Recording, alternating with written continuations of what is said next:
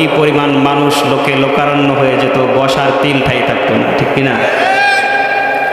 কিন্তু মাহফিলের ফজিলত মানুষ না জানার কারণে, আজকে অজ্ঞতার কারণে এই মাহফিলগুলোতে মানুষ কম হয় তুলনামূলকভাবে।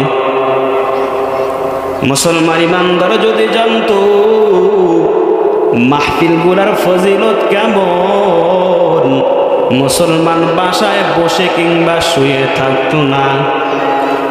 আল্লাহ রাব্বুল আলামিনের প্যারা হাবিব বলে, ও আমার উম্মত, পৃথিবীর জমিনে যাওয়ার পর আল্লাহ রাব্বুল আলামিনের যে বিধান, এই বিধানটা পালন কর।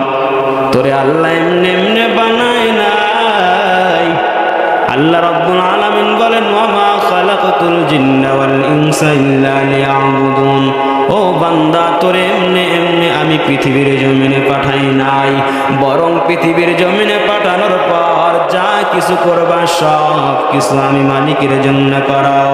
ও ব্যবসায়ী ভাই, ব্যবসা করবা বাধা নাই, ব্যবসা করবা আল্লাহকে স্মরণ রেখেই, হালাল হারামের মধ্যে পার্থক্য করে ব্যবসা করো, ওটাও আল্লাহর ইবাদত।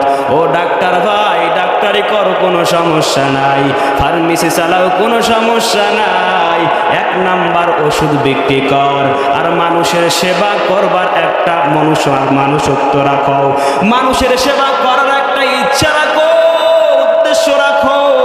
আল্লাহ রাব্বুল আলামিন বলেন, যেই কর্ম করো না কেন, আমার রাব্বে কারিমের যদি স্মরণ দিলের মধ্যে সর্বদা থাকে, আল্লাহ রাব্বুল আলামিন বলেন, যেই কাজটা করেন না কেন ওই কাজটাই আপনার জন্য ইবাদত। ও সুন্দরপুরের মুসলমান ভাইরা, ও সুন্দরপুরের যুবক, এদিকে ঘোরাফেরা করো, তুর্কি একটু মাগই দাও। রাব্বে কারিম কি পরিমাণ তোর নিয়ামত দিলেন, এত পরিমাণ নিয়ামত দিয়ে তুই ভরপুর করে রাখলেন। ও সুন্দরপুরের মুসলমান ভাইরা, আল্লাহ রাব্বুল আলামিন বলেন, ও আমার গোলাম, এই পৃথিবীর জমিনে তোমারে পাঠাইলাম, এত পরিমাণ নিয়ামত দিলাম, আজকে তুই মাহফিলের ফজিলত না জানবার কারণে ঘরে বসে থাকো। আজকে মাহফিলে আসলে কি লাভ, এটা না জানবার কারণে তুমি ঘুমের ঘরে বিভোর।